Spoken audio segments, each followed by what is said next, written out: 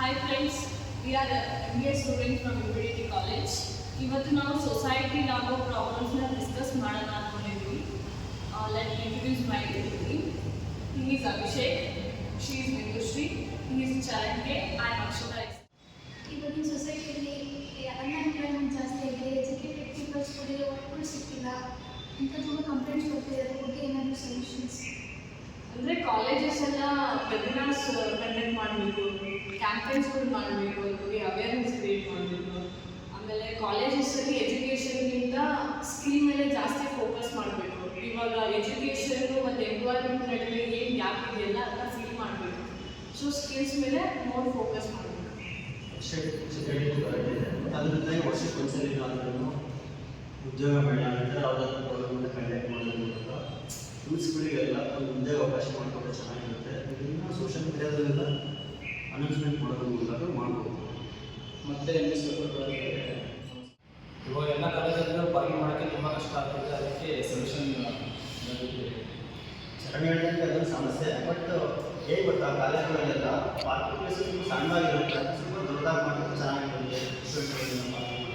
ಅದ್ರ ಜೊತೆಗೆ ಸ್ಟೂಡೆಂಟ್ ಅಂತಲೇ ಸ್ಪೆಸಿಫಿಕ್ ಏರಿಯಾನ ಫಿಕ್ಸ್ ಮಾಡಬೇಕು. ಅಂದರೆ ಸ್ಟಾಫ್ ಬೇರೆ ಸ್ಟೂಡೆಂಟ್ಸ್ ಬೇರೆ ಅಂತ ಹೇಳಿ ಪಾರ್ಕಿಂಗ್ ಸ್ಲಾಟ್ಸ್ನ ಅರೇಂಜ್ ಮಾಡಿದರೆ ಈಸಿಯಾಗಿ ಸ್ಟೂಡೆಂಟ್ಸ್ ಹೋಗಿ ಪಾರ್ಕ್ ಮಾಡ್ತಾರೆ. ಸ್ಟೂಡೆಂಟ್ಸಿಗೆ ಅಂತಲೇ ಸ್ಪೆಸಿಫಿಕ್ ಆಗಿ ಸ್ಲಾಟ್ಸ್ಗಳನ್ನ ಆರ್ಗನೈಸ್ ಮಾಡೋದಾಗಿರ್ಬೋದು, ಮತ್ತು ಅದಕ್ಕೆ ಸೆಕ್ಯೂರಿಟಿ, ಮಾನಿಟರಿಂಗು, ಇಂಡಿವಿಜುವಲ್ ಆಗಿ ವಾಲಂಟಿಯರ್ಸ್ ರೆಸ್ಪಾನ್ಸಿಬಿಲಿಟಿ ತೊಗೊಂಡಾಗಿರ್ಬೋದು. ಜೊತೆ ಡಿಜಿಟಲ್ ಆಗಿ ಅಂದರೆ ಈಗ ಪಾರ್ಕಿಂಗ್ ಪ್ಲೇಸಲ್ಲಿ ಯಾವ ಪ್ಲೇಸ್ ಆಗಿದೆ ಅಂತ ಕಾಲೇಜ್ ಟೈಮ್ ಸೇವ್ ಆಗೋಗ್ತಿಲ್ಲ, ಕೆಲಸಕ್ಕೆ ಹೋಗೋರಿಗೆ ಕೆಲಸ ಸೇವ್ ಆಗೋಗ್ತಿಲ್ಲ. ಇದಕ್ಕೆಲ್ಲ ಮೇನ್ ರೀಸನ್ ಅಂದರೆ ಬಸ್ ಟೈಮಿಂಗ್ಸ್ ಪ್ರಾಬ್ಲಮ್ ಆಗಿರುತ್ತೆ. ಇಂಥ ಪ್ರಾಬ್ಲಮಿಗೆ ನಮ್ಮದು ಯಾವುದೋ ಸೊಲ್ಯೂಷನ್ ಇದೆ. ಅದೇ ಇನ್ನೂ ಹೆಚ್ಚಿನ ಸಂಖ್ಯೆಯಲ್ಲಿ ಬಸ್ ಬಿಡೋದಾಗಿರ್ಬೋದು, ಅಥವಾ ಸ್ಟೂಡೆಂಟ್ ವರ್ಕರ್ಸ್ ಅವ್ರಿಗೆ ಟೈಮಿಂಗ್ಸಲ್ಲಿ ಟೈಮ್ ಶೆಡ್ಯೂಲ್ ಮೇಂಟೈನ್ ಮಾಡಬೇಕು. ಒಟ್ನಾಲ್ಕು ಇದೆ ಚೆನ್ನಾಗಿದೆ. GPS ಟ್ರ್ಯಾಕಿಂಗ್ ಸಿಸ್ಟಮ್ನ ಬಸ್ಸಲ್ಲೆಲ್ಲ ಅಳವಡಿಸ್ಬೇಕು. ಸೊ ಡಿಜಿಟಲ್ ಟೈಮ್ ಟೇಬಲ್ನ ಶೋ ಆಗೋದನ್ನ ಮಾಡಬೇಕು. ಎಲ್ಲ ಪ್ಯಾಸೆಂಜರ್ಸ್ಗೂ ಇಷ್ಟು ಟೈಮ್ಗೆ ಇಷ್ಟು ಬಸ್ ಇದೆ ಅನ್ನೋದು. ಅದ್ರ ಜೊತೆಗೆ ಒಂದು ರಿಟರ್ನ್ ಲೆಟರ್ ಮೂಲಕ ಡಿಪಾರ್ಟ್ಮೆಂಟ್ ಮಾಡ್ಬೋದು. ಹೈ ಎಜುಕೇಷನ್ಗೋಸ್ಕರ ಸ್ಟೂಡೆಂಟ್ಸ್ಗಳು ಬೇರೆ ಬೇರೆ ಕಡೆಯಿಂದ ಬಂದು ಗೌರ್ಮೆಂಟ್ ಹಾಸ್ಟೆಲಲ್ಲಿ ಸ್ಟೇ ಆಗಿದ್ದಾರೆ. ಬಟ್ ಇಲ್ಲಿ ಫುಡ್ಡೇ ಫೆಸಿಲಿಟಿ ಚೆನ್ನಾಗಿಲ್ಲ. ಈಗ ಒಂದು ದೊಡ್ಡ ಪ್ರಾಬ್ಲಮ್ ಆಗಿದೆ. ಇದಕ್ಕೆ ಸೊಲ್ಯೂಷನ್ ಮಾಡೋದು ಫಸ್ಟು ಫುಡ್ಡಿನ ಕ್ವಾಲಿಟಿ ಚೆಕ್ ಮಾಡೋದಾಗಿರ್ಬೋದು, ಇಲ್ಲ ಮೆನು ಚಾರ್ಟ್ನ weekly one time routine change ಮಾಡೋದಾಗಿರ್ಬೋದು, ಫುಡ್ನ ಹೈಜೀನಿಕ್ಕಾಗಿ ಪ್ರಿಪೇರ್ ಮಾಡೋದ್ರಿಂದ.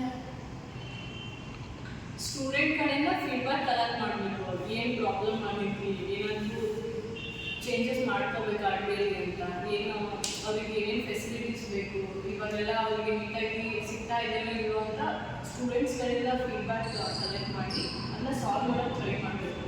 ಆಮೇಲೆ ಎಕ್ಸ್ಪೀರಿಯನ್ಸ್ ಬುಕ್ನ ಅಪಾರ್ಟ್ ಮಾಡ್ಕೋಬೇಕು. ಇವಾಗ ಮಳೆಗಾಲದಲ್ಲಿ ಹಾಸ್ಪಿಟಲಲ್ಲಿ ಬಿಸಿಲು ಬರೋದು ತುಂಬ ಕಮ್ಮಿ. ಅದನ್ನ ಸ್ವಲ್ಪ ಇಂಪ್ರೂವ್ ಮಾಡಬೇಕು.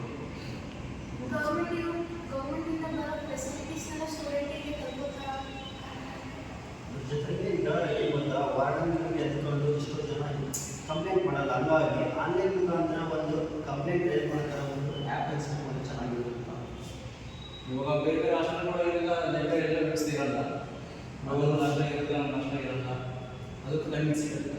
ಇವಾಗ ಒಂದೊಂದು ಹಾಸ್ಟೆಲ್ಗೆ ಟೈಮ್ಸ್ ಲಿಮಿಟ್ ಇರಲ್ಲ, ಯಾವಾಗ ಬೇಕಾದ್ರೂ ಓದ್ಕೊಳ್ಬೋದು. ಅದು ಒಂದು ಮತ್ತು ಬೆಳಗ್ಗೆ ಕಾಲೇಜ್ ಟೈಮಿಂಗ್ಸ್ಗೆ ಬೆಳಗ್ಗೆ 8 ಗಂಟೆಗೆ ಇರುತ್ತೆ. ಬಟ್ ಅಲ್ಲಿ ಬೆಳಗ್ಗೆ 8 ಬೇರೆ ಕೊಡಲ್ಲ. ಬೇರೆ ಕೊಟ್ಟರು ಕೆಲವೊಬ್ಬರು ಮಧ್ಯಾಹ್ನ ಬಾಕ್ಸ್ ಹಾಕೊಂಬರೋ ಹೇಳ್ತಾರೆ. ಬಾಕ್ಸಿಗೆ ಹಾಕೋದಕ್ಕೂ ಅದು ಬೆಳಗ್ಗೆ ತಿಂಡಿ ಮಾಡಿದರೆ ಮಧ್ಯಾಹ್ನ ಬರೋದ್ರಲ್ಲಿ ಕೆಲವೊಂದು ಚೆನ್ನಾಗಿರಲ್ಲ. ಅದೊಂದಿದೆ. ಅದಕ್ಕೆ ಮಧ್ಯಾಹ್ನ ಬರಬೇಕಾದ್ರೆ ಮಧ್ಯಾಹ್ನ ಊಟಕ್ಕೆ ಏನಾಗುತ್ತೆ ಅದನ್ನು ಸ್ವಲ್ಪ ಮಾಡಿ ಚೆನ್ನಾಗಿರುತ್ತೆ. Thank you for watching. Please like, share and subscribe.